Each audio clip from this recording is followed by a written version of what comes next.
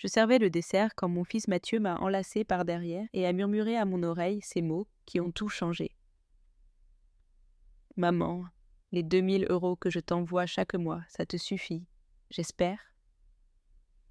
J'ai eu l'impression que le monde s'arrêtait. Mon cœur s'est mis à battre si fort que j'avais cru que tout le monde à table allait l'entendre. Les petites cuillères tintaient contre les assiettes à dessert, tandis que j'essayais de comprendre ce que je venais d'entendre. J'ai levé les yeux vers Chloé, ma belle-fille, et je l'ai vue s'étouffer avec le vin rouge qu'elle venait de boire. Ses yeux se sont remplis de panique alors qu'elle me fixait, attendant ma réponse. Le silence dans la salle à manger devint si épais que je pouvais entendre le tic-tac de l'horloge comtoise accrochée au mur. La même horloge que j'avais héritée de ma mère. Mon fils, ai-je réussi à articuler d'une voix tremblante. Je n'ai jamais vu cet argent. Je cumule 2 emplois pour pouvoir survivre. Les mots sont sortis de ma bouche comme des poignards, tranchant l'air festif qui avait rempli la maison quelques instants plus tôt. Mathieu a retiré ses bras de ma taille et a fait un pas en arrière, trébuchant légèrement contre la chaise derrière lui. La couleur a déserté son visage hâlé alors qu'il assimilait ce qu'il venait d'entendre. Ses yeux, ces mêmes yeux qu'il avait hérités de son père, se sont remplis d'une confusion douloureuse.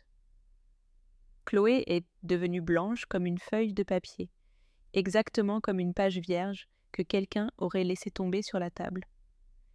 Ses lèvres tremblaient et j'ai pu voir ses mains s'agripper au bord de la table comme si c'était une bouée de sauvetage. Les autres membres de la famille, venus pour célébrer l'anniversaire de ma petite fille, sont restés muets. Les verres restaient suspendus en l'air, les fourchettes immobiles sur les assiettes en porcelaine de Limoges que j'avais héritées de ma grand-mère. Ma sœur Caroline a laissé tomber sa serviette par terre. Mon cousin Alain, qui avait toujours quelque chose à dire sur tout, pour la première fois de sa vie, est resté sans voix. Même les enfants, qui couraient dans la maison quelques instants auparavant, s'étaient arrêtés dans le couloir, sentant la tension qui émanait de la salle à manger. Personne ne savait quoi dire. Moi non plus, je ne savais pas comment j'en étais arrivée à ce moment, à cette révélation qui allait briser tout ce que ma famille croyait savoir de ma vie. Au cours des 5 dernières années, depuis que Mathieu avait déménagé à Genève pour son travail et s'était marié avec Chloé, tout le monde pensait que je vivais confortablement grâce à la générosité de mon fils. Lors des réunions de famille, Chloé commentait toujours avec fierté, en ajustant sa robe de marque. « Mathieu est un si bon fils. Il s'occupe toujours de Juliette. Il lui envoie de l'argent tous les mois. Elle n'a plus à se soucier de rien. » Et je souriais, j'acquiesçais, parce que je ne voulais pas créer de problème. Parce que je pensais que peut-être mon fils avait décidé de ne pas m'envoyer d'argent, et que Chloé essayait juste de se faire bien voir par la famille. Je me sentais comme une actrice jouant un rôle que je ne comprenais pas entièrement, mais maintenant, en entendant les propres mots de mon fils, je réalisais l'horrible vérité. Il m'avait bien envoyé de l'argent. 2 000 € chaque mois pendant 5 ans. 120 000 € qui n'étaient jamais arrivés entre mes mains. Une fortune qui aurait pu complètement changer ma vie, pendant que je travaillais à nettoyer des bureaux le matin, traînant mes genoux endoloris sur les sols froids, et à m'occuper de personnes âgées l'après-midi, changeant des protections et préparant des médicaments, tout en comptant chaque centime pour acheter à manger, choisissant entre acheter de la viande ou des légumes, tout en raccommodant mes vieux vêtements encore et encore, avec du fil acheté en promotion. Cet argent existait. Il existait, mais pas pour moi. Le poids de cette prise de conscience s'est abattu sur moi comme une avalanche. Je me suis souvenu de toutes les nuits où je m'étais couchée en ayant faim pour économiser, de toutes les fois où j'avais refusé des invitations familiales parce que je n'avais pas de tenue appropriée ou d'argent pour un cadeau, de toutes les fois où j'avais marché des kilomètres sous la pluie parce que je n'avais pas de quoi payer le ticket de bus. Pendant ce temps, Chloé arborait des robes neuves, des bijoux étincelants, et parlait de ses vacances dans des endroits exotiques que je n'avais vus qu'à la télévision. Chloé se leva brusquement de table, sa chaise grinçant contre le parquet, renversant son verre de vin sur la nappe couleur crème que j'avais dénichée dans un vide-grenier. « Il doit y avoir un malentendu, » balbutia-t-elle, ses mains tremblant, visiblement, alors qu'elle essayait d'éponger le vin renversé avec sa serviette. Peut-être la banque, ou peut-être que Juliette a oublié, vous savez, à son âge. » Sa voix se brisa à la fin de la phrase, car elle savait que ses excuses sonnaient creuses et désespérées. Je pouvais voir la sueur perler sur son front, malgré la climatisation qui fonctionnait dans la pièce. Mathieu la regarda avec une expression que je n'avais jamais vue sur son visage. C'était un mélange de confusion, de douleur et de quelque chose de plus sombre qui commençait à se former dans ses yeux bruns. « Comment ça, un malentendu, Chloé ? Je te donne l'argent chaque mois pour que tu le transfères sur le compte de ma mère. Tu m'as dit que tu avais tout arrangé avec la banque, que ma mère avait signé tous les papiers nécessaires. » Sa voix devenait plus froide à chaque mot, comme la glace qui se forme lentement sur une fenêtre en hiver. La tension dans l'air était si dense qu'on aurait pu la couper au couteau. Mes autres proches ont commencé à échanger des regards gênés, certains chuchotant entre eux d'une voix si basse qu'on aurait dit le bourdonnement d'abeilles nerveuses. Ma sœur Caroline, qui avait toujours envié ce qu'elle croyait être ma vie facile, me regardait maintenant avec une expression complètement différente. Ses yeux, qui brillaient auparavant d'une jalousie mal dissimulée quand elle parlait de la chance de Juliette, reflétaient maintenant quelque chose qui ressemblait à de la culpabilité et de la compassion. C'était comme si elle voyait une nouvelle personne, la vraie Juliette qui s'était cachée derrière un mensonge pendant si longtemps. « Je ne comprends rien, » murmurai-je, sentant les larmes commencer à se former dans mes yeux comme de petites gouttes de pluie avant un orage. Je pensais que tu avais décidé de ne pas m'aider financièrement et ça ne me posait pas de problème. Je n'ai jamais voulu être un fardeau pour toi, mon fils. » Ma voix se cassa en prononçant ces derniers mots, et je sentis tous les convives s'agiter mal à l'aise sur leurs chaises. Le son des chaises grinçant sur le sol remplit momentanément le silence pesant qui s'était installé dans la salle à manger. Chloé tenta de retrouver sa contenance, lissant sa robe rouge avec des mains qui n'arrêtaient pas de trembler. « Juliette, ma chérie, » dit-elle avec un sourire forcé qui n'atteignait pas ses yeux. « Peut-être que tu es confuse. Tu sais comment cache la mémoire, parfois. » Mais ces paroles sonnaient creux, comme l'écho dans une pièce vide. Mathieu l'interrompit brusquement, levant une main, comme pour arrêter la circulation. « Non, Chloé, arrête tout de suite. » Sa voix avait un ton que je n'avais jamais entendu auparavant, froide et tranchant comme une lame de rasoir. Ma mère n'est pas confuse. Regarde ses vêtements, regarde ses mains. Il me désigna d'un geste douloureux, comme si chaque mot lui coûtait un effort surhumain. Regarde ses mains, Chloé. Ce sont les mains de quelqu'un qui a travaillé dur toute sa vie, pas les mains de quelqu'un qui reçoit 2000 € par mois. Tous les regards se tournèrent vers mes mains. Ces mains ridées et calleuses par des années, à nettoyer, laver, cuisiner pour les autres. Je les avais cachées instinctivement sous la table, sentant une honte profonde me brûler les joues. J'avais essayé de les couvrir de crème bon marché avant de venir à la fête, mais rien ne pouvait dissimuler les marques du travail acharné. Les ongles courts et sans vernis, les articulations gonflées par l'arthrose que je ne pouvais pas me permettre de traiter correctement. Les petites cicatrices d'années d'accidents mineurs dans des cuisines étrangères. À ce moment, alors que tout le monde digérait la vérité qui venait d'éclater, mon esprit a commencé à remonter le temps, comme un film qui se rembobine. Je me suis souvenu du jour où Mathieu m'avait appelé pour me dire qu'il allait épouser Chloé. Sa voix était si heureuse, si pleine d'espoir. « Maman, j'ai trouvé la femme de ma vie. Elle me comprend, elle me soutient en tout. Tu vas l'adorer. » Et quand je l'ai rencontrée, je dois admettre qu'elle m'a impressionnée. Elle était élégante, bien habillée, éduquée. Elle parlait d'art, de voyage, de restaurants chers comme si c'était une des choses du quotidien. J'ai pensé que c'était peut-être une bonne chose pour mon fils, qu'il méritait ce genre de vie sophistiquée que je n'avais jamais pu lui offrir. Après le mariage, quand ils ont déménagé à l'étranger, Mathieu a commencé à m'appeler moins souvent.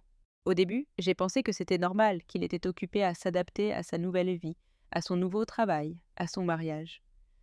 Quand nous parlions au téléphone, c'était toujours Chloé qui répondait en premier. « Bonjour Juliette, comment vas-tu ? Mathieu est dans une réunion très importante, mais il t'embrasse fort. Il dit de ne t'inquiéter de rien, qu'il s'occupe de tout. » Et je restais sur ma faim, voulant parler à mon fils, mais je ne voulais pas être une belle-mère envahissante. Les mois ont passé et les appels sont devenus encore plus rares. Quand je parvenais enfin à parler à Mathieu, nos conversations étaient brèves, comme s'il était pressé de raccrocher. « Comment vas-tu, maman ? Tu as besoin de quelque chose ? Ne t'inquiète pas pour l'argent. Tu sais que Chloé s'occupe de t'envoyer tout ce qu'il faut. » Et j'acquiesçais, bien que je n'ai jamais compris de quel argent il parlait. Je pensais qu'il faisait peut-être référence à un projet futur, à quelque chose qu'il organisait pour quand je serais plus vieille. Pendant ce temps, ma réalité était très différente. Je me levais tous les jours à 5 heures du matin pour prendre 2 bus jusqu'à l'immeuble de bureau où je travaillais comme agent d'entretien. Mes genoux protestaient chaque fois que je devais m'agenouiller pour nettoyer sous les bureaux, mais je ne pouvais pas me permettre de me plaindre. Le travail était rare pour une femme de mon âge et j'avais besoin de chaque centime. L'après-midi, après une pause d'à peine 1 heure, je prenais un autre bus pour me rendre chez Madame Esperanza, une vieille dame de 90 ans qui avait besoin d'aide pour se laver, manger et prendre ses médicaments. Le week-end, je faisais des ménages chez des particuliers. Je connaissais chaque recoin de ces maisons mieux que leurs propres propriétaires. Je savais que Madame Martinez cachait de l'argent dans un bocal derrière les céréales, que Monsieur Gonzalez avait des photos d'une autre femme sur son bureau qu'il rangeait quand sa femme arrivait, que la famille Rodriguez vivait au-dessus de ses moyens et se disputait souvent pour de l'argent. Je nettoyais leurs secrets en même temps que leurs saletés et je gardais le silence sur les deux. Ma propre maison était un petit appartement dans un vieil immeuble où le chauffage fonctionnait mal en hiver et la climatisation était un luxe que je ne pouvais pas me permettre. J'avais un lit que j'avais acheté d'occasion il y a 15 ans, une petite table où je mangeais seule tous les soirs et une vieille télévision que j'avais récupérée quand les voisins allaient la jeter à la poubelle. Mes vêtements étaient une collection de pièces que j'avais accumulées dans des friperies et des vides-greniers. J'avais 3 belles robes que j'alternais pour les occasions spéciales, comme cette fête de famille. Mais je ne me suis jamais plainte, je n'ai jamais appelé Mathieu pour lui demander de l'aide. J'avais élevé mon fils pour qu'il soit indépendant, pour qu'il construise sa propre vie, et je n'allais pas devenir un fardeau pour lui maintenant qu'il avait enfin trouvé le succès. Quand les autres membres de la famille commentaient ma bonne fortune d'avoir un fils si généreux, je souriais et je changeais de sujet. Je préférais qu'ils pensent que j'allais bien plutôt que d'admettre que je luttais pour survivre chaque jour. Maintenant, assise à cette table, entourée de proches qui me regardaient avec un mélange de choc et de pitié, je réalisais que j'avais été une idiote. Une idiote de ne pas avoir posé de questions, de ne pas avoir insisté pour parler directement à mon fils, de faire aveuglément confiance à une femme qui m'avait volé pendant 5 ans. 120 000 €. Assez d'argent pour avoir vécu dignement, pour avoir pris ma retraite, pour avoir rendu visite à mon fils, pour avoir acheté des médicaments, sans avoir à choisir entre ça et la nourriture. « Maman », dit Mathieu, sa voix brisée, comme celle d'un petit garçon qui vient de découvrir que le monde n'est pas l'endroit sûr qu'il croyait. « Maman, je suis tellement désolée. Je ne savais pas, je pensais que... » Il s'arrêta, incapable de terminer sa phrase, car les mots ne pouvaient pas se réparer 5 ans de souffrance inutile. Chloé se leva si brusquement que sa chaise bascula en arrière, avec un bruit sec qui résonna dans toute la salle à manger. « C'est ridicule !» s'exclama-t-elle, mais sa voix avait un ton aigu et désespéré qui trahissait sa panique. « Mathieu, mon amour, tu sais que je me suis toujours occupée de ta mère. J'ai toujours dit des merveilles d'elle. Pourquoi ferais-je une chose pareille ?» Ses mains gesticulaient frénétiquement dans l'air, comme si elles pouvaient effacer la vérité avec des mouvements désespérés. « Alors, explique-moi, » dit Mathieu en se levant lentement de sa chaise, ses yeux ne quittant jamais le visage de sa femme. « Explique-moi où est-ce l'argent que je t'ai donné chaque mois pendant 5 ans. Explique-moi pourquoi ma mère porte des vêtements qui semblent avoir connu des jours meilleurs il y a 10 ans. Explique-moi pourquoi ses mains sont si abîmées par le travail alors que je lui ai envoyé assez d'argent, pour qu'elle n'ait pas à travailler un seul jour. » Le silence qui suivit fut si profond que je pouvais entendre mon propre cœur battre comme un tambour dans mes oreilles. Tous les yeux étaient fixés sur Chloé, attendant une explication que nous savions ne viendrait pas, ou du moins pas une qui ait du sens. Je pouvais voir son esprit travailler frénétiquement, cherchant un mensonge crédible, une excuse qui pourrait la sauver du piège dans lequel elle s'était mise. Peut-être qu'il y a eu un problème avec la banque, balbutia-t-elle finalement. Mais même en disant ces mots, elle savait qu'ils sonnaient pathétiques. Tu sais comment sont ces banques internationales? Il y a toujours des problèmes avec les virements. Sa voix s'éteignit quand elle vit l'expression sur le visage de Mathieu. C'était un regard qui aurait pu faire fondre de l'acier. Un problème avec la banque pendant 5 ans? Demanda mon fils avec un calme plus effrayant qu'un cri. Un problème que tu n'as jamais mentionné, un problème qui t'a en quelque sorte permis de dire à toute la famille que ma mère recevait l'argent. Il s'approcha d'un pas vers elle et Chloé recula instinctivement vers le mur. Et où sont tous ces justificatifs de virements échoués que la banque aurait dû te donner? Ma sœur Caroline se racla la gorge nerveusement. Juliette, dit-elle d'une voix douce, tu n'as jamais reçu de papier de la banque, aucune notification qu'il y avait de l'argent qui t'attendait? Je secouai la tête lentement. Je n'avais rien reçu. Je ne savais même pas que j'étais censée attendre quelque chose. Mais Chloé nous disait toujours que tu allais très bien, continua Caroline, regardant alternativement Chloé et moi. Elle parlait toujours de la façon dont Mathieu prenait soin de toi, de comment tu n'avais plus à t'inquiéter pour l'argent. Elle nous a même raconté que tu avais rénové ton appartement, que tu avais acheté de nouveaux meubles. Sa voix s'éteignit alors que les implications de ses paroles devenaient claires pour tout le monde dans la pièce. J'eus l'impression qu'on m'avait donné un coup de poing dans l'estomac. Non seulement Chloé m'avait volé mon argent, mais elle avait inventé toute une vie pour moi, une vie de confort et de sécurité qui n'avait jamais existé. Pendant que je luttais pour payer le loyer chaque mois, elle disait à ma famille que j'avais rénové mon appartement. Pendant que je raccommodais mon unique manteau d'hiver encore et encore, elle leur racontait que j'avais acheté de nouveaux meubles. C'est un mensonge, ai-je explosé finalement, me surprenant moi-même par la force de ma propre voix. Tout ça, c'est un mensonge. Mon appartement est le même depuis 15 ans. Les mêmes vieux meubles, le même lit qui grince chaque nuit, le même frigo qui fait du bruit parce que le moteur est en train de mourir. Et je ne pouvais rien dire parce que je pensais que vous croyiez que mon fils ne m'aidait pas et je ne voulais pas lui faire honte.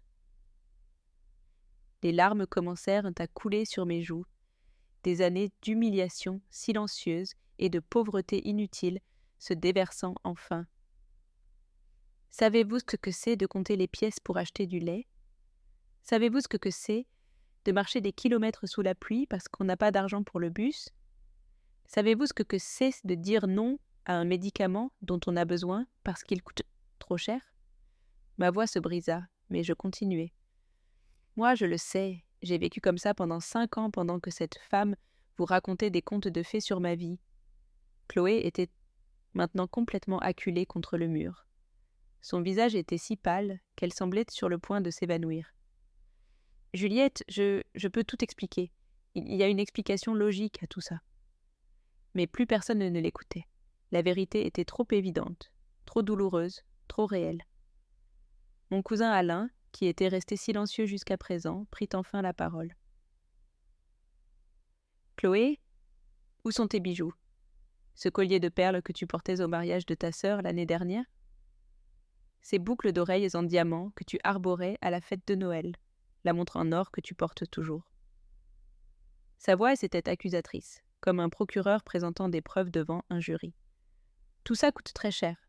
D'où vient cet argent? » Si Mathieu dit que tout ce qu'ils avaient, il l'envoyait pour Juliette. Nous avons tous regardé instinctivement les poignets. Les poignets de Chloé, où brillait effectivement une montre en or qui coûtait probablement plus que ce que je gagnais en 6 mois. À ses oreilles pendaient des boucles d'oreilles qui scintillaient sous la lumière de la salle à manger, et autour de son cou, il y avait une fine chaîne en or qui n'était clairement pas une imitation bon marché. « Je travaille aussi, » murmura Chloé, mais sa voix manquait de conviction. « J'ai mes propres revenus. »« Tu travailles ?» demanda Mathieu avec incrédulité. Depuis quand travailles-tu ? La dernière fois que nous avons parlé, tu as dit que tu avais quitté ton travail à mi-temps parce que tu n'en avais pas besoin, parce que je gagnais assez pour nous deux et pour aider ma mère. Il passa ses mains dans ses cheveux, un geste qu'il faisait depuis l'enfance quand il était frustré. Polknisé. Mon Dieu, Chloé, qu'as-tu fait ? La pièce se remplit d'un silence si lourd que l'air lui-même semblait avoir changé de consistance. Je pouvais voir les autres membres de la famille traiter toutes ces informations. Comment les pièces du puzzle s'assemblaient enfin dans leur esprit. Les regards de pitié qu'ils me dirigeaient se mêlaient maintenant de quelque chose de plus sombre quand ils se regardaient en Chloé. Mépris, dégoût, le genre de répugnance qu'on ressent envers quelqu'un qui vole une personne âgée. Ma petite fille, qui avait à peine 8 ans et avait joué dans le salon adjacent, apparut à l'entrée de la salle à manger avec ses grands yeux curieux. « Pourquoi tout le monde est si silencieux ?» demanda-t-elle avec l'innocence que seuls les enfants possèdent. « Et pourquoi mamie Juliette pleure ?» Sa question innocente fut comme un coup de poignard dans le cœur pour nous tous. C'était une petite fille qui aurait dû célébrer son anniversaire, entourée de joie et de rire. Et à la place, elle trouvait sa famille déchirée par la trahison et le mensonge.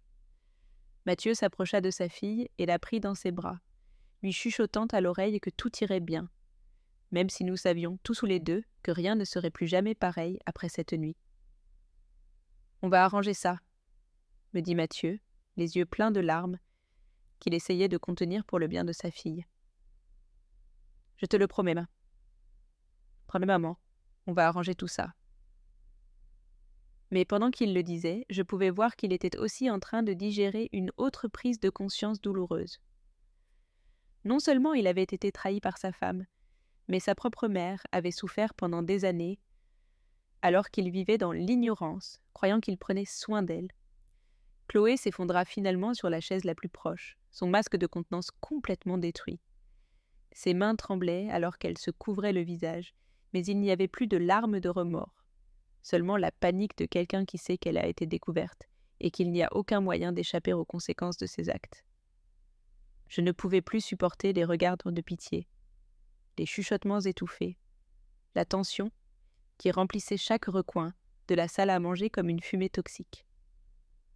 Je me suis levée brusquement de table, mes jambes tremblant comme des feuilles dans une tempête. « J'ai besoin d'air, » ai-je murmuré, et sans attendre de réponse, je me suis dirigée vers la porte. J'ai entendu quelqu'un m'appeler, mais je ne me suis pas arrêtée. Je ne pouvais pas rester là une seconde de plus, respirant la même atmosphère que cette femme qui avait ruiné 5 ans de ma vie. Je suis sortie dans la rue et j'ai commencé à marcher sans but. Mes chaussures usées résonnant sur le trottoir humide. La nuit était fraîche et l'air remplissait mes poumons comme un soulagement après avoir été en train de m'étouffer. Les larmes coulaient librement sur mes joues, maintenant que toute l'humiliation et la douleur de ces années remontaient enfin à la surface. J'ai marché et marché jusqu'à ce que mes pieds me fassent mal. Mais la douleur physique n'était rien comparée à l'angoisse que je ressentais dans ma poitrine.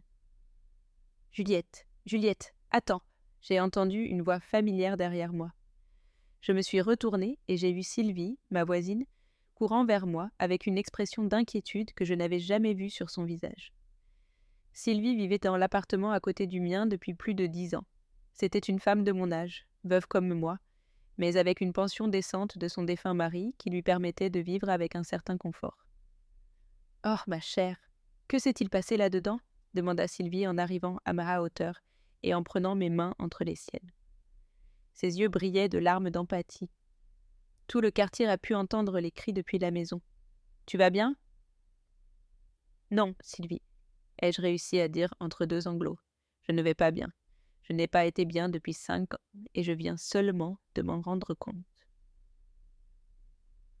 Les mots sortaient de ma bouche comme l'éau d'un barrage qui cède. Ma belle-fille m'a volé. Mon fils m'envoyait de l'argent tous les mois, 2000 €, et elle gardait tout. Sylvie, pendant que je travaillais comme une esclave, pendant que je comptais les centimes pour manger, elle s'achetait des bijoux. et des robes de luxe avec mon argent.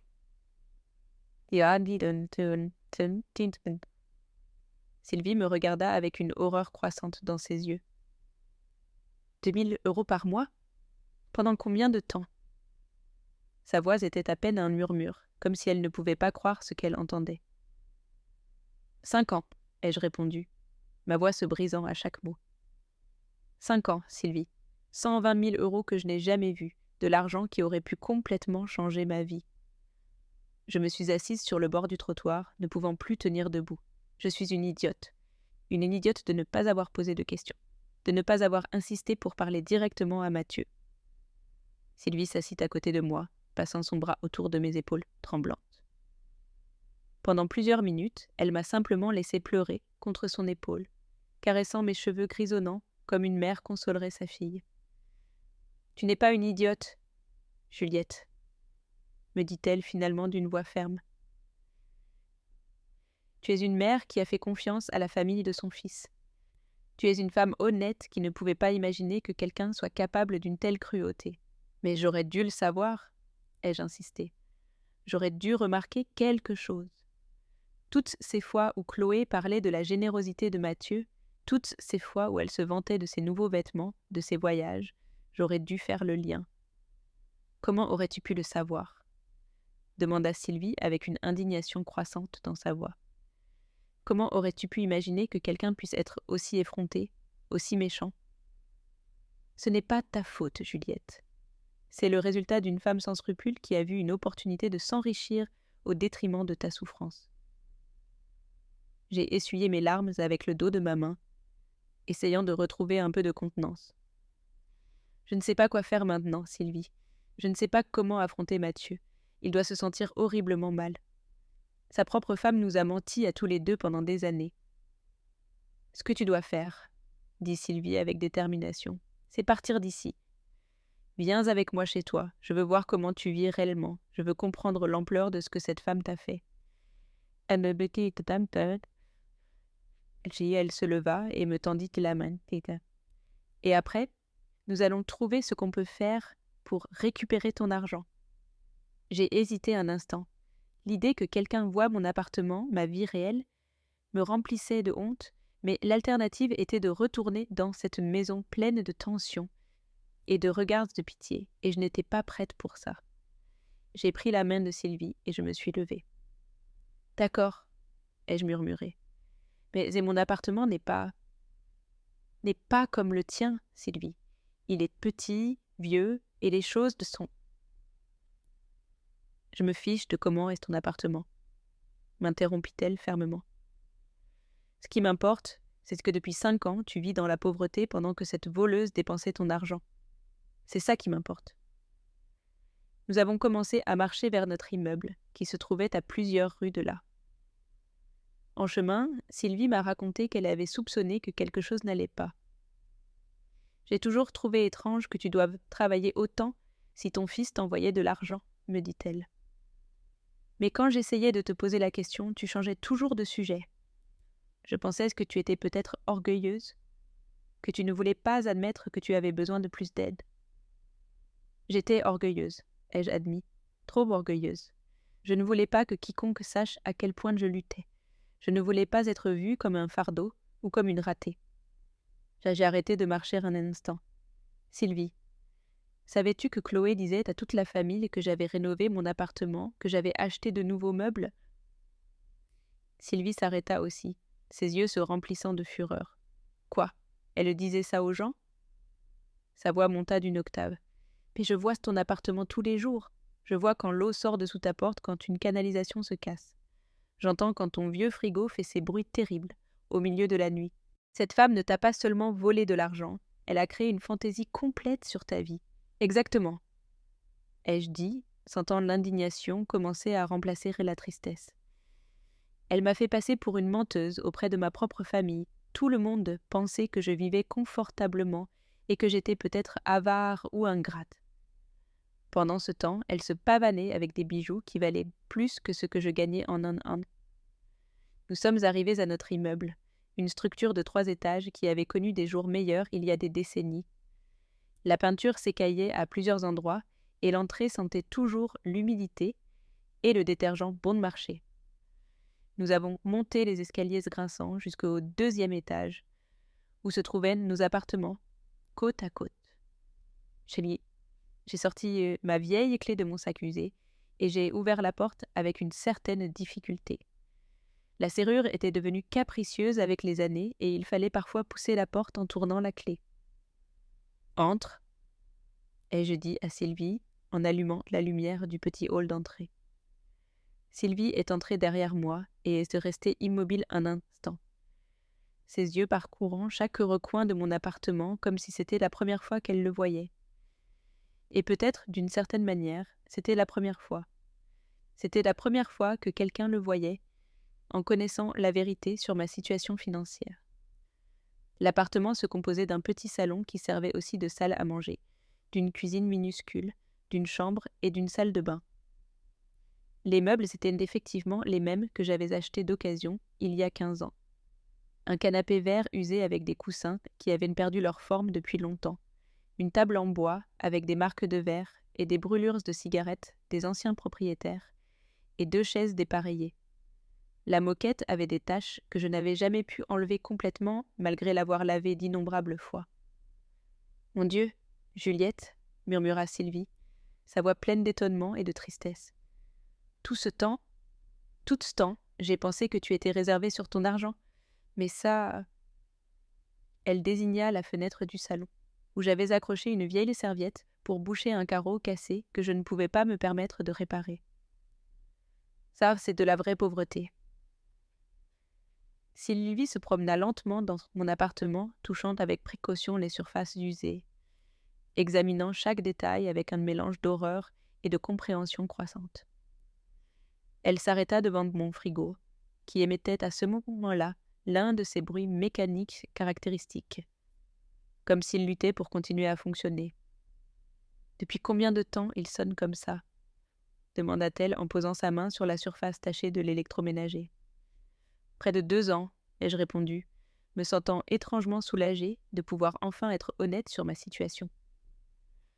Le technicien m'a dit qu'il fallait une pièce de rechange qui coûterait 300 €. Plus la main-d'œuvre.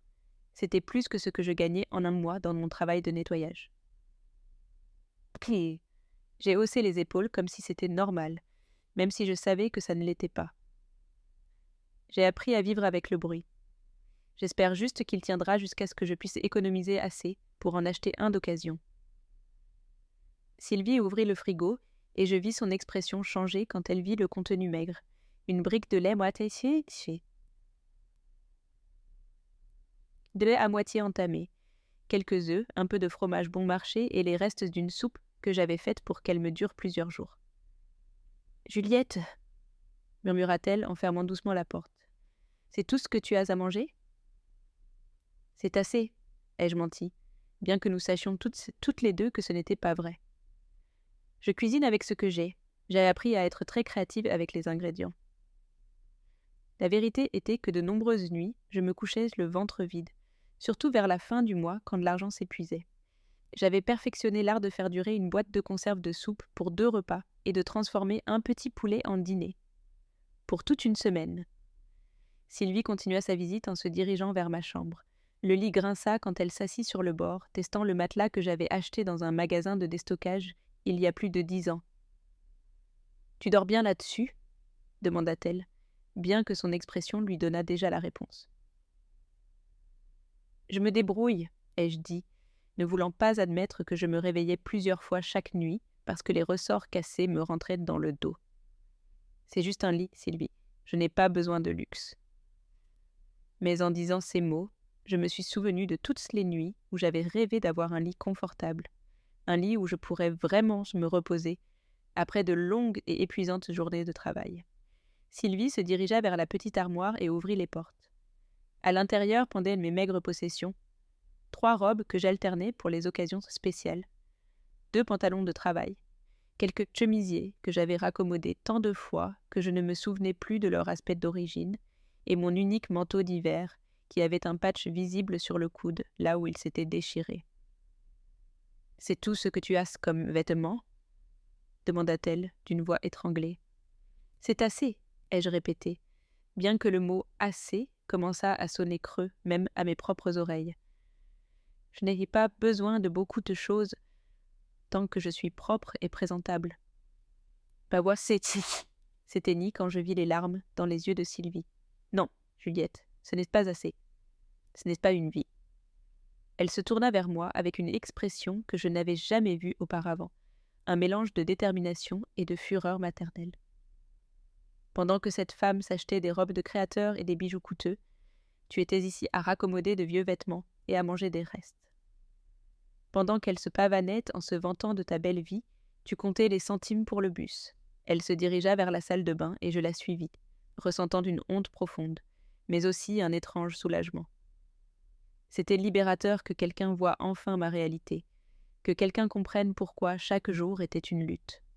Dans la salle de bain, Sylvie remarqua immédiatement le rideau de douche réparé avec du ruban adhésif, le miroir fissuré qui était comme ça depuis des années et les carreaux décollés autour de la baignoire. « Quand as-tu pu réparer quelque chose dans cet appartement pour la dernière fois ?» demanda-t-elle, en touchant l'un des carreaux lâches. « Il y a des années, ai-je admis. Le propriétaire dit que les réparations sont de ma responsabilité, mais le loyer consomme déjà presque tout mon salaire. Il ne reste pas grand-chose pour les réparations. » Ce que je ne lui ai pas dit, c'est que j'avais appris à me doucher rapidement pour éviter que d'autres carreaux ne tombent, ou que j'avais mis un seau sous la fuite du plafond les jours de forte pluie. Sylvie retourna dans le salon et s'assit lourdement sur mon canapé usé, digérant tout ce qu'elle avait vu. « 120 000 €, murmura-t-elle, comme si elle faisait des calculs mentaux. Avec cet argent, tu aurais pu acheter un petit appartement, ou au moins vivre dignement dans un meilleur que celui-ci. Tu aurais pu avoir des meubles décents, de la nourriture en abondance, des vêtements neufs. » Sa voix s'éleva à chaque mot. « Tu aurais pu prendre ta retraite il y a des années, au lieu de détruire ton corps en cumulant 2 emplois. Ça ne sert à rien de penser à ce qui aurait pu être, ai-je dit, bien que les mêmes images me traversassent l'esprit. Un lit confortable, un frigo qui fonctionne correctement, la possibilité d'acheter de la viande fraîche au lieu de toujours chercher les promotions sur les produits en fin de date. Ce qui compte, c'est ce que je peux faire maintenant. » « Exactement, » dit Sylvie en se levant brusquement du canapé. « Et ce que nous allons faire maintenant, c'est obtenir des preuves. Nous avons besoin de documents, de numéros de compte, de quelque chose qui prouve que ton fils a bien envoyé cet argent et que Chloé l'a intercepté. » Ses yeux brillaient d'une détermination que je n'avais pas vue auparavant. « Cette femme ne s'en sortira pas comme ça, pas après ce qu'elle t'a fait. » « Mais comment allons-nous obtenir ces preuves ?» ai-je demandé, ressentant pour la première fois depuis des années une étincelle d'espoir mêlée de peur. « Mathieu est à l'étranger. Les banques ont des règles de confidentialité. Mathieu est ici maintenant, » me rappela Sylvie. « Et après ce qui s'est passé ce soir, je suis sûre qu'il voudra aller au fond de cette affaire, autant que nous. » Elle s'approcha de la fenêtre et regarda dans la rue. « En fait, je parie qu'il est déjà en train d'enquêter de son côté. Un homme ne découvre pas que sa femme vole sa mère sans prendre des mesures immédiates. » Comme s'il avait été invoqué par nos paroles, nous avons entendu un coup doux à ma porte. Sylvie et moi nous sommes regardés, et c'est elle qui s'est approchée du Judas. « C'est Mathieu, » murmura-t-elle en se tournant vers moi. « Il est seul. » Mon cœur se mit à battre plus vite. Je n'étais pas sûre d'être prête à affronter mon fils, surtout ici, dans mon appartement où chaque recoin criait la vérité sur ma pauvreté. « Je ne sais pas si je peux lui parler maintenant, » ai-je chuchoté. « Tu dois le faire, » dit Sylvie fermement. « C'est ton fils, Juliette. Il est aussi une victime dans tout ça. Chloé vous a trompés tous les deux. » Elle se dirigea vers la porte. « Mais tu n'as pas à le faire seule. Je resterai ici avec toi. » Elle ouvrit la porte et Mathieu entra, son visage marqué par l'épuisement émotionnel et quelque chose que je reconnus comme une culpabilité profonde. Ses yeux parcoururent mon appartement exactement comme l'avaient fait ceux de Sylvie. Mais dans son cas, le choc était encore plus grand car ses conditions étaient très loin de ce qu'il avait imaginé pour sa mère. « Maman, » dit-il d'une voix brisée, « tu as vécu comme ça tout ce temps pendant que je pensais que tu… » Il ne put terminer sa phrase. Il se laissa tomber sur l'une de mes chaises dépareillées et mit sa tête entre ses mains. Je suis le pire fils du monde. Ne dis pas ça, lui ai-je dit en m'approchant de lui et en posant ma main sur son épaule. Tu as fait confiance à ta femme. Tu pensais qu'elle prenait soin de moi. Tu n'es pas responsable de sa trahison. Mais j'aurais dû savoir, insista-t-il en levant la tête pour me regarder. Ses yeux étaient en rouge, de larmes ou de colère. Je ne pouvais en être sûre. J'aurais dû te parler directement de l'argent. J'aurais dû te rendre visite plus souvent. J'aurais dû... Il s'arrêta et regarda à nouveau autour de l'appartement. Mon Dieu, maman, cet endroit est terrible. Et moi qui pensais que tu étais à l'aise, que tu avais peut-être même de l'argent de côté. Ce qui importe maintenant, interrompit Sylvie de sa voix pratique, c'est ce que nous allons faire pour régler cette situation. Mathieu, as-tu des documents qui prouvent que tu as envoyé l'argent? Des reçus de virement, des relevés de compte, quelque chose? Mathieu hocha lentement la tête. J'ai tout, chaque virement, chaque reçu. Chloé me demandait toujours de lui donner l'argent en espèces pour qu'elle s'occupe de l'envoyer. Elle disait qu'elle avait un arrangement spécial avec la banque pour obtenir de meilleurs taux de change. Sa voix devint amère. Stupide que j'étais de la croire, mais j'ai quelque chose de mieux que ça, continua Mathieu en sortant son téléphone de sa poche. Après ce qui s'est passé au dîner, je suis allée directement sur mon ordinateur portable et j'ai vérifié nos comptes bancaires joints. Ce que j'ai trouvé m'a donné la nausée. Ses doigts tremblaient alors qu'il naviguait sur son téléphone. Chloé a un compte séparé dont j'ignorais l'existence, un compte où des dépôts mensuels d'exactement 2000 € ont été faits au cours des 5 dernières années. Sylvie et moi nous sommes penchés pour voir l'écran du téléphone. C'était là, en chiffres froids et impitoyables, une longue liste de dépôts qui correspondait exactement aux dates où Mathieu avait remis l'argent à Chloé. « Comment as-tu eu accès à cette information ?» demanda Sylvie avec étonnement. Chloé a utilisé mon ordinateur le mois dernier pour faire je ne sais quelle démarche, expliqua Mathieu, avec amertume. Le navigateur a enregistré ces mots de passe automatiquement. Je n'ai jamais pensé à vérifier. Je n'ai jamais eu de raison de me méfier. Il passa ses mains dans ses cheveux, dans un geste de frustration. Mais ce soir, après avoir entendu la vérité, quelque chose m'a poussé à vérifier, et j'ai trouvé ça. Il continua de faire défiler l'écran, nous montrant des extraits de comptes qui révélaient une histoire de tromperie systématique. Regarde ça, maman. Chaque mois, le jour même où je donnais l'argent à Chloé, elle le déposait sur ce compte secret. Et regarde à quoi elle le dépensait. Les registres montraient des achats dans des boutiques de luxe, des bijouteries, des spas coûteux, des restaurants exclusifs. Pendant que tu nettoyais des bureaux, elle se faisait des manucures à 200 €. J'ai eu l'impression qu'on m'avait donné un coup de poing dans l'estomac. Voir les preuves en chiffres concrets rendait tout encore plus réel, encore plus douloureux. 400 € chez un coiffeur, ai-je lu à voix haute en montrant l'une des transactions. C'est plus que ce que je gagnais en un mois dans mon travail d'aide à domicile. Et ici, dit Mathieu en désignant une autre ligne, une 500 € dans une boutique, le même jour où elle m'a envoyé une photo de toi, soi-disant dans ton appartement rénové. Je me rends compte maintenant que c'était une vieille photo de toi chez un membre de la famille.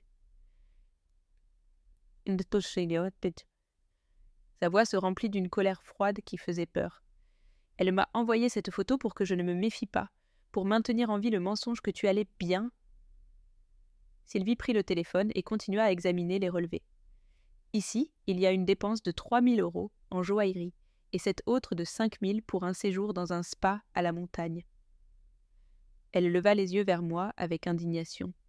Juliette, avec une seule de ces dépenses, tu aurais pu réparer tout ton appartement. Avec seulement 1 mois de l'argent qu'elle t'a volé, tu aurais pu vivre confortablement pendant 6 mois. Les larmes revinrent à mes yeux, mais cette fois, ce n'était pas seulement de la tristesse, mais de la rage. Une rage que j'avais contenue pendant 5 ans sans savoir pourquoi. « Il y a plus, dit Mathieu, d'un ton sinistre. J'avais trouvé des emails entre Chloé et sa sœur où elles parlent spécifiquement de l'argent que j'envoyais pour toi. Dans l'un d'eux, Chloé dit textuellement « La vieille ne saura jamais ce qu'elle rate. Mathieu est si confiant qu'il ne vérifiera jamais si l'argent arrive à destination. » Peux-tu nous lire cet email ? Demanda Sylvie, sa voix tendue comme une corde de guitare sur le point de se rompre. Mathieu navigua sur son téléphone jusqu'à trouver les emails. « Le voici, » dit-il, et il commença à lire d'une voix tremblante. « Chère sœur, Mathieu m'a encore donné les 2000 € pour sa mère. Honnêtement, je ne sais pas pourquoi il se soucie autant de cette femme. Elle a vécu sa vie. Maintenant, c'est à mon tour de profiter. De plus, à son âge, de combien peut-elle bien avoir besoin ? Avec l'argent qu'il me donne ce mois-ci, j'ai pu m'acheter le collier de perles que je voulais tant. Mathieu est si occupé par son travail qu'il ne demande jamais de détails sur les virements. » Le silence qui suivit fut assourdissant. Sylvie avait les mains serrées en poing et je me sentais comme si je regardais ma vie de l'extérieur, comme si tout cela arrivait à quelqu'un d'autre. « Continue de lire, » ai-je murmuré. Dans un autre email datant d'il y a 6 mois, continua Mathieu, Chloé écrit « Parfois, je me sens un peu coupable quand je vois Mathieu s'inquiéter pour sa mère, mais ensuite, je me souviens qu'elle a travaillé toute sa vie. Un peu plus de travail ne va pas la tuer. De plus, avec cet argent, j'ai pu renouveler entièrement ma garde-robe. Mathieu pense que sa mère vit comme une reine, donc tout le monde est content. Sauf que je n'étais pas contente, ai-je dit d'une voix à peine audible. Je souffrais. Il y a plus, dit Mathieu, sa voix devenant de plus en plus froide. Dans l'email le plus récent, d'il y a à peine 2 semaines, Chloé dit « Mathieu a mentionné qu'il voulait rendre visite à sa mère bientôt. Je vais devoir inventer une excuse pour le repousser. Il ne peut pas voir dans quelles conditions elle vit vraiment, ou tout mon plan s'effondrera. » Il leva les yeux vers moi. « C'est pour ça qu'elle trouvait toujours des excuses pour que je ne vienne pas te rendre visite, maman. C'est pour ça qu'elle disait toujours que tu étais très occupée, que tu étais partie en voyage ou que tu avais la grippe. » Je me suis souvenu de toutes ces fois où j'avais attendu la visite de Mathieu. Toutes ces fois où j'avais nettoyé mon petit appartement dans l'espoir qu'il vienne, pour finalement recevoir un appel de dernière minute disant qu'un imprévu était survenu. « Elle savait, » ai-je murmuré. « Elle savait que si tu voyais comment je vivais vraiment, tu découvrirais la vérité. » Le pire de tout, continua Mathieu, c'était que j'ai trouvé des preuves qu'elle a délibérément fait des recherches sur la manière d'intercepter les virements internationaux. Il y a des recherches sur Internet dans son ordinateur sur comment recevoir de l'argent envoyé à une autre personne et virements bancaires sans que le destinataire le sache. Sa voix se brisa légèrement. Ce n'était pas une erreur, maman, ce n'était pas une confusion, c'était un plan délibéré et calculé pour te voler. Sylvie se leva brusquement du canapé. « C'est une preuve suffisante pour la traduire en justice, » dit-elle avec détermination, « et aussi pour un divorce pour fraude. Mathieu, j'espère que tu comprends que tu ne peux pas rester marié à cette femme. » « Mon mariage s'est terminé ce soir, » répondit Mathieu sans hésiter. « Mais au moment où j'ai su la vérité sur ce qu'elle a fait à ma mère, mon mariage était terminé. » Il se dirigea vers moi et prit mes mains entre les siennes. « Maman, je vais te rendre chaque centime, chaque euro qu'elle t'a volé avec les intérêts. Et je vais m'assurer que tu n'aies plus jamais à travailler si tu n'en as pas envie. Tu n'as pas besoin de faire ça. » ai-je protesté faiblement, bien que pour la première fois depuis des années, je sentais une étincelle d'espoir. Je veux juste la justice. Je veux juste qu'elle admette ce qu'elle a fait. Tu auras bien plus que ça, dit Sylvie avec un sourire féroce. Avec ces preuves, Chloé ne va pas seulement devoir te rendre l'argent, mais elle ira probablement en prison, pour fraude et vol. Elle se dirigea vers la fenêtre et regarda dehors. Et quand toute la famille apprendra les détails complets de ce qu'elle a fait, quand ils verront ses emails et ses relevés bancaires, elle ne pourra plus jamais montrer son visage à aucune réunion de famille. « Mais d'abord, » dit Mathieu en rangeant son téléphone, « nous devons la confronter officiellement, avec des témoins, avec des documents imprimés, avec tout préparé pour qu'elle ne puisse pas le nier ou inventer d'autres mensonges. » Ses yeux brillaient d'une détermination que je reconnaissais de son enfance, quand il faisait face aux tyrans de l'école. Et je veux que toute la famille soit présente. Je veux que tout le monde entende exactement ce qu'elle vous a fait à tous les deux. Sylvie hocha vigoureusement la tête. Parfait, et je serai là aussi. Quelqu'un doit être de ton côté, Juliette. Quelqu'un qui a vu de ses propres yeux comment tu as vécu toutes ces années. Elle s'approcha de moi et posa sa main sur mon épaule. Tu n'es plus seule dans cette affaire. Tu n'as plus à porter ce fardeau en silence. Pour la première fois en 5 ans, j'ai senti que peut-être, juste peut-être, les choses pourraient changer, que peut-être la vérité pouvait vraiment libérer et que la justice, bien que tardive, était encore possible. Mais je savais aussi que le chemin vers cette justice serait difficile et que confronter Chloé avec toutes ces preuves allait exiger plus de courage que je ne pensais en avoir. Le lendemain, Mathieu organisa une réunion de famille dans la même maison où tout avait commencé. Cette fois, cependant, l'atmosphère était complètement différente. Il n'y avait pas de décoration festive, pas de musique joyeuse, pas de rire d'enfants courant dans les couloirs. Seulement une longue table où s'assieraient tous les membres de la famille pour entendre toute la vérité sur ce que Chloé avait fait au cours des 5 dernières années. Sylvie m'accompagna, restant près de moi comme un garde du corps silencieux mais féroce. Elle avait insisté pour venir, disant que j'avais besoin de quelqu'un qui avait été témoin de mes véritables conditions de vie. Mathieu arriva en portant un épais dossier rempli de documents imprimés. Relevés bancaires, e-mails, reçus de virements et toutes sortes de preuves qu'il avait rassemblées pendant la nuit. Ses yeux étaient gonflés par le manque de sommeil, mais sa détermination était de fer. Chloé arriva en retard, espérant clairement que son retard lui donnerait un avantage psychologique. Elle portait une robe verte coûteuse et des bijoux que nous savions maintenant qu'elle avait achetés avec mon argent. Son visage était soigneusement maquillé, mais ne pouvait dissimuler la panique dans ses yeux. Elle s'assit à l'extrémité opposée de la table, aussi loin que possible de Mathieu et de moi, comme si la distance physique pouvait la protéger de ce qui allait arriver. « Bien, » commença Mathieu, sa voix froide et professionnelle, comme s'il dirigeait une réunion d'affaires. « Je vous ai tous réunis ici parce que vous devez entendre toute la vérité sur ce qui se passe dans cette famille depuis 5 ans. »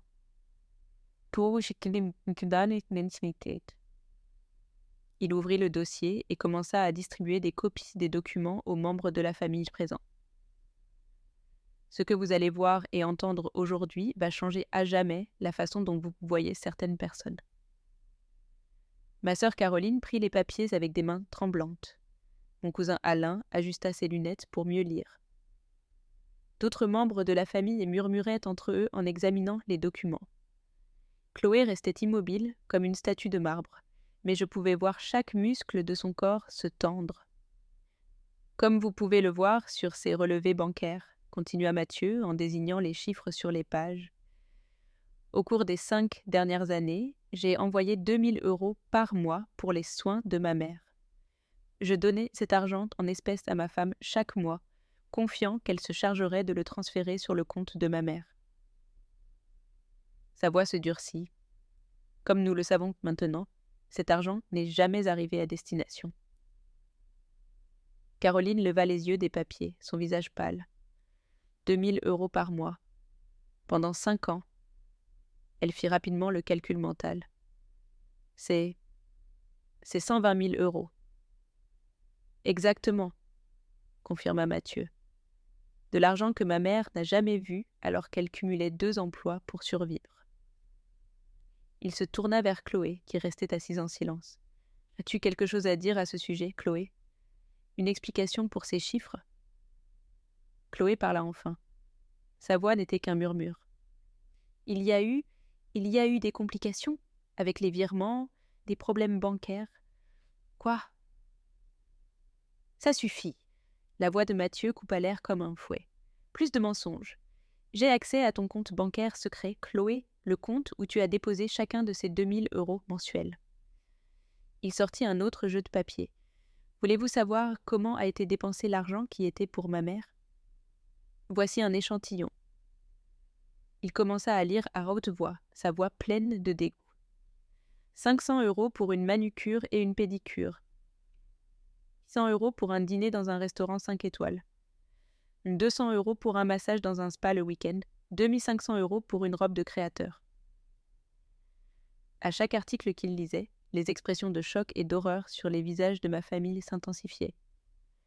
Alain frappa la table du poing. Pendant que Juliette nettoyait des bureaux, tu dépensais son argent en produits de luxe.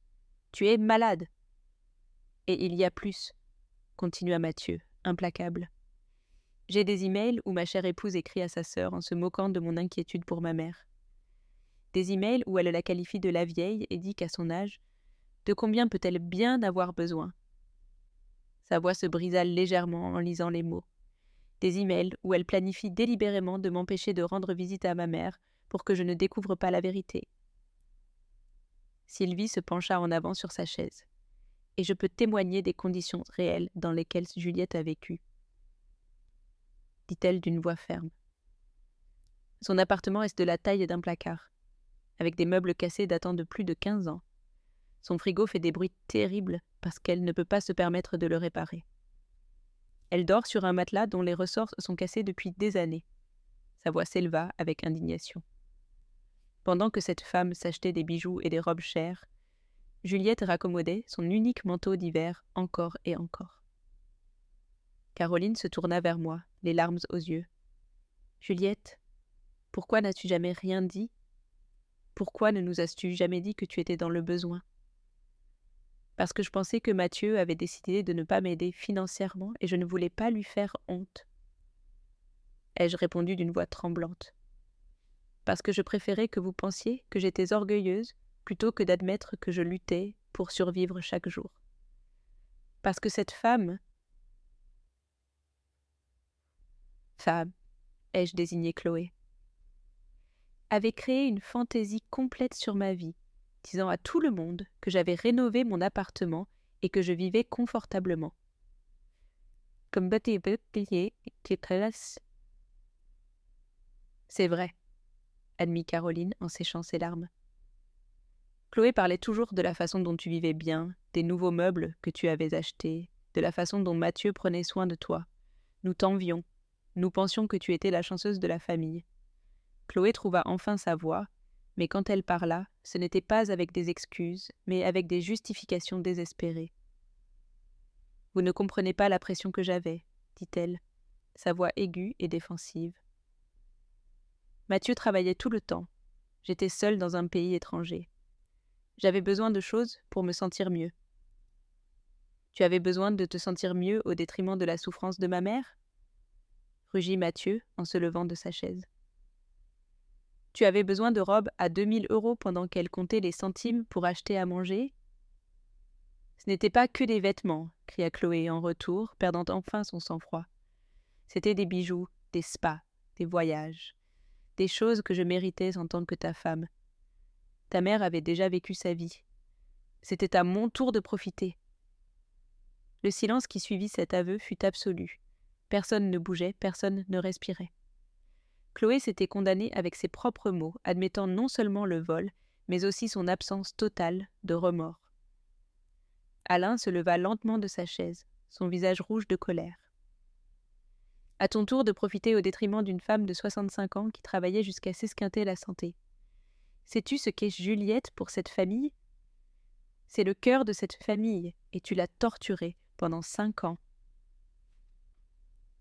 Les emails le confirment, ajouta Mathieu en sortant d'autres papiers. Voici un email où tu écris. La vieille ne saura jamais ce qu'elle rate. Elle a l'habitude de travailler. Un peu plus ne la tuera pas. Et cet autre où tu dis « Avec l'argent de ce mois-ci, je me suis acheté le collier de perles que je voulais. » Mathieu pense que sa mère vit comme une reine, donc tout le monde est content. Chloé s'effondra sur sa chaise, comprenant enfin qu'il n'y avait aucune échappatoire possible. Les preuves étaient accablantes. Ses propres mots la condamnaient et toute la famille connaissait maintenant la vérité sur sa trahison. « Je peux rendre l'argent, » murmura-t-elle faiblement. « Je peux vendre les bijoux, je peux... » « Il ne s'agit pas seulement de l'argent, » l'interrompit Sylvie avec férocité. « Il s'agit de 5 ans de souffrance inutile. » Il s'agit d'une femme qui a travaillé jusqu'à l'épuisement parce que sa belle-fille a décidé qu'elle méritait une vie de luxe. Il s'agit de la cruauté de faire croire à toute sa famille qu'elle vivait bien alors qu'elle luttait pour survivre. Mathieu referma le dossier avec force. Le divorce est déjà en cours. Les avocats ont déjà toutes ces preuves. Et selon ce que décidera ma mère, cela pourrait aller au tribunal pénal pour fraude et vol. Il regarda directement Chloé. Tu as exactement 1 semaine pour rendre chaque centime à ma mère, plus les intérêts. Sinon, nous engagerons des poursuites pénales. Chloé se mit à pleurer, mais plus personne n'avait de sympathie pour ses larmes. Elle avait eu 5 ans pour avouer, 5 ans pour faire ce qui était juste, 5 ans pour montrer ne serait-ce qu'une once de décence humaine. Au lieu de cela, elle avait choisi le luxe plutôt que la compassion, la cupidité plutôt que la famille, et maintenant elle devait faire face aux conséquences de ses choix. 1 semaine après la confrontation familiale, Mathieu tint parole. Chloé, confrontée aux preuves accablantes et à la menace de poursuites pénales, n'eut d'autre choix que de liquider tous ses biens de luxe pour rembourser l'argent volé. Elle vendit les bijoux coûteux, les robes de créateur, même la voiture de sport qu'elle avait achetée avec mon argent. Ce fut un processus humiliant pour elle, mais nécessaire pour commencer à réparer les dommages qu'elle avait causés. Le jour où j'ai reçu le virement bancaire des 120 000 €, plus les intérêts qui s'élevaient à 15 000 autres, je me suis assise dans mon petit appartement vieillot et j'ai pleuré pendant des heures. Ce n'étaient pas des larmes de tristesse cette fois, mais de soulagement, de justice et, étrangement, de deuil pour les 5 années perdues. C'était de l'argent qui avait toujours existé, de l'argent qui aurait pu changer ma vie au quotidien pendant toutes ces années difficiles. Mathieu arriva cet après-midi-là avec Sylvie, et une surprise que je n'attendais pas. Il avait engagé une entreprise de déménagement. « Maman, me dit-il avec détermination, tu ne passeras pas une nuit de plus dans cet endroit. J'ai déjà trouvé un magnifique appartement dans un immeuble neuf, avec vue sur le parc, avec ascenseur, avec un chauffage qui fonctionne et une cuisine où tu pourras vraiment cuisiner confortablement. Mon fils, tu n'as pas besoin de faire tout ça, ai-je protesté, bien que mon cœur bondisse d'excitation à la perspective de vivre dans un endroit vraiment digne. Avec l'argent qu'on m'a rendu, je peux chercher quelque chose moi-même. Non, m'interrompit-il fermement. Pendant 5 ans, je n'ai pas pu m'occuper de toi comme j'aurais dû, même si je pensais le faire. Maintenant, je veux m'assurer personnellement que tu as tout ce dont tu as besoin et que tu mérites. Ses yeux s'emplirent de larmes.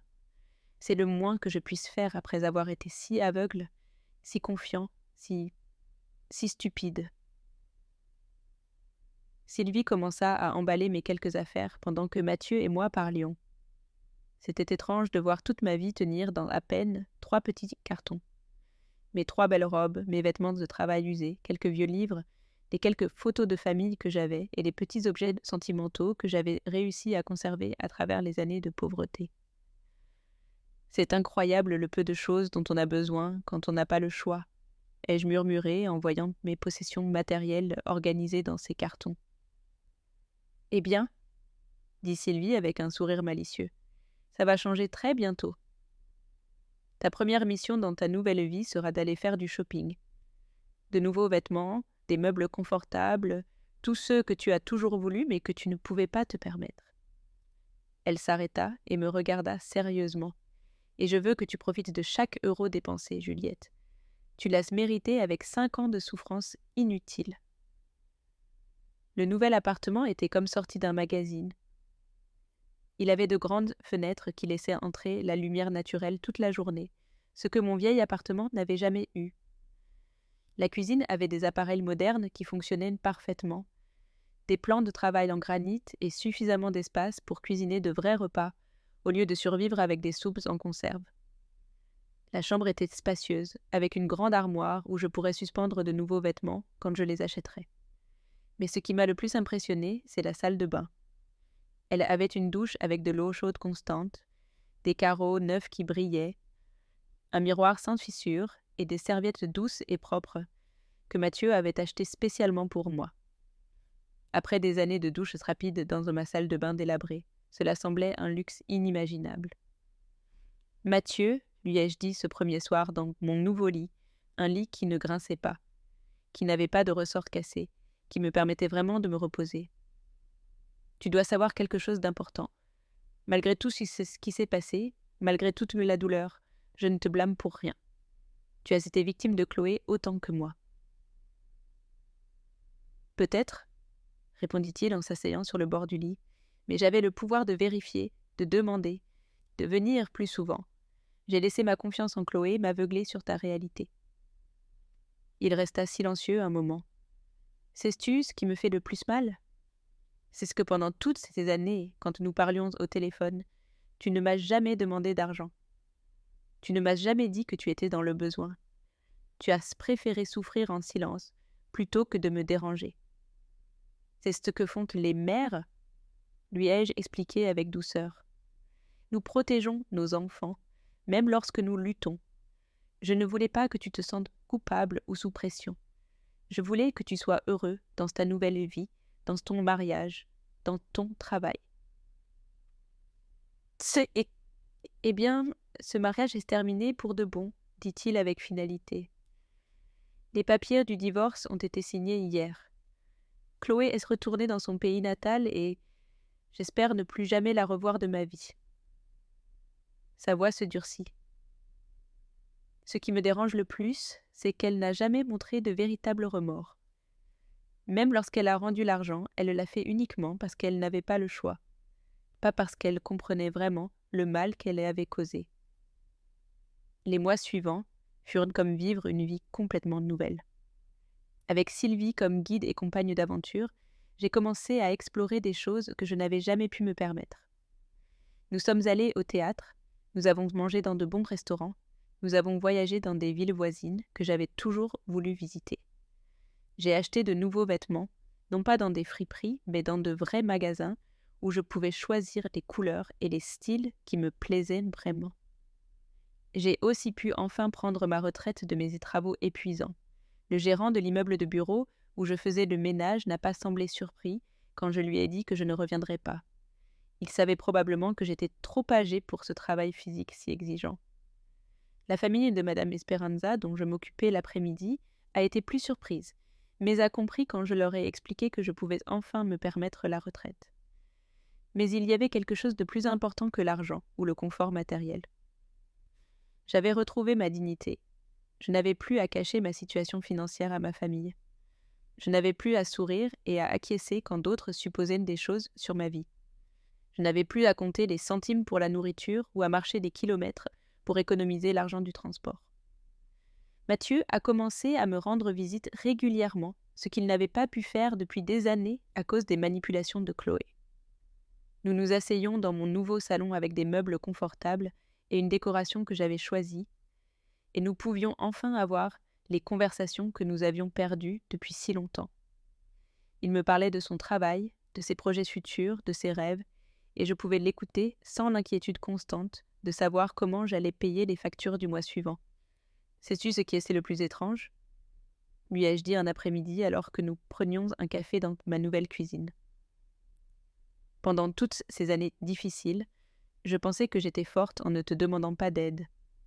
Mais maintenant, je me rends compte qu'en gardant ma souffrance secrète, j'ai permis à Chloé de continuer sa tromperie. Si j'avais été plus honnête sur ma situation dès le début, peut-être que tout cela aurait été découvert des années plus tôt. Ou peut-être, répondit Mathieu sagement, Chloé aurait trouvé un autre moyen de manipuler la situation. Les gens comme elle sont experts pour trouver des victimes vulnérables et créer des systèmes de tromperie qui fonctionnent en leur faveur. Il prit ma main entre les siennes. L'important maintenant, c'est que la vérité a éclaté, que la justice a été rendue et que tu peux vivre le reste de ta vie avec la dignité et le confort que tu as toujours mérité. Cette nuit-là, alors que je me préparais à dormir dans mon lit confortable, dans ma chambre silencieuse et chaude, j'ai réfléchi au voyage étrange qu'avait été ma vie ces dernières années. J'étais passée de la pauvreté secrète au confort honnête, de la souffrance silencieuse à la justice bruyante, de l'humiliation cachée à la dignité restaurée. 6 mois après cette nuit qui a changé ma vie pour toujours, je me suis retrouvée à préparer un dîner spécial dans ma nouvelle cuisine. Ce n'était pas un dîner ordinaire. C'était la première fois que j'organisais une réunion de famille chez moi depuis plus d'une décennie. La différence, c'est que cette fois, je le faisais parce que je le voulais, pas parce que je devais faire semblant que tout allait bien dans ma vie. La table était dressée avec des assiettes neuves que j'avais choisies moi-même, des serviettes en tissu que j'avais achetées sans avoir à vérifier 3 fois le prix, et des fleurs fraîches qui m'avaient simplement plu quand je les avais vues au marché.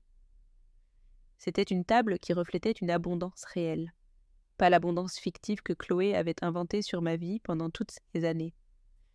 Mathieu est arrivé tôt pour m'aider avec les préparatifs, portant des sacs de provisions que nous avions achetés ensemble ce matin-là. C'était étrange et merveilleux de pouvoir acheter des ingrédients sans calculer constamment le coût, de pouvoir choisir la viande que je voulais vraiment, au lieu de me contenter toujours des promotions sur les produits en fin de date. « Tu es nerveuse, maman ?» m'a-t-il demandé alors que j'assaisonnais le poulet que j'avais décidé de préparer, une recette que j'avais voulu faire pendant des années, mais dont je n'avais jamais pu me permettre les ingrédients. « Un peu, ai-je admis. C'est la première fois depuis longtemps que toute la famille sera chez moi, voyant réellement comment je vis, sans mensonge interposé. J'ai interrompu ma tâche et je l'ai regardé. Mais c'est une bonne nervosité. C'est la nervosité de quelqu'un qui peut enfin être authentique. Sylvie est arrivée peu après, portant un dessert qu'elle avait insisté pour préparer malgré mes protestations. Elle était devenue bien plus qu'une voisine au cours de ces mois. Elle était ma compagne d'aventure, ma confidente, et la sœur que je n'avais jamais eue. Comment on se sent en étant l'hôtesse dans son propre palais ? A-t-elle plaisanté en regardant mon appartement avec une fierté maternelle. On se sent chez soi pour la première fois depuis des années, ai-je répondu honnêtement. Sais-tu ce qui est le plus étrange ? Pendant toutes ces années dans mon vieil appartement, je n'invitais jamais personne parce que j'avais honte. Mais ce n'était pas seulement la honte de la pauvreté, c'était la honte du mensonge que tout le monde croyait sur ma vie. Les autres membres de la famille ont commencé à arriver progressivement. Caroline est venue avec un bouquet de fleurs, encore plus grand que le mien, et ses yeux se sont remplis de larmes quand elle a vu ma nouvelle maison. « Juliette, a-t-elle murmuré, c'est magnifique. C'est comme ça aurait toujours dû être. » Elle s'est approchée et m'a serré fort dans ses bras. « Pardonne-moi pour toutes ces années où j'ai pensé que tu étais la chanceuse de la famille. Pardonne-moi de ne pas avoir vu les signes que quelque chose n'allait pas. » Il n'y avait rien à voir, l'ai-je rassurée. J'étais devenue une experte pour cacher ma réalité, et Chloé était encore plus experte pour créer une fausse réalité pour vous tous. J'ai désigné la cuisine où l'arôme du dîner emplissait l'air. Mais regarde ce que nous avons maintenant, la vérité, la justice et l'opportunité de recommencer à zéro, avec honnêteté entre nous. Alan est arrivé avec sa femme et ses enfants. Il a immédiatement commencé à explorer l'appartement comme un inspecteur, mais cette fois avec une approbation sincère au lieu de suspicion. « Maintenant, oui, » a-t-il déclaré avec satisfaction. « Maintenant, tu as une maison digne de la matriarche de cette famille. » Il s'est tourné vers Mathieu. « Ta mère mérite ça, et bien plus après tout ce qu'elle a enduré. » Pendant le dîner, la conversation a inévitablement tourné autour de Chloé et de tout ce qui s'était passé. Mais pour la première fois, j'ai pu parler du sujet sans ressentir l'humiliation brûlante qui avait dominé mes émotions pendant des mois. Le temps et la justice avaient transformé ma douleur en une sorte de sagesse tranquille. « Savez-vous ce que j'ai appris de tout cela ?» leur ai-je dit en servant le dessert que Sylvie avait apporté. J'ai appris que l'orgueil peut être à la fois une vertu et un défaut. Mon orgueil m'a empêché de demander de l'aide quand j'en avais besoin, mais il m'a aussi donné la force de survivre à des années de difficultés sans perdre ma dignité fondamentale. Et nous avons appris, a ajouté Caroline, que nous ne devons jamais supposer que nous connaissons la situation complète de quelqu'un en nous basant uniquement sur ce que les autres nous disent.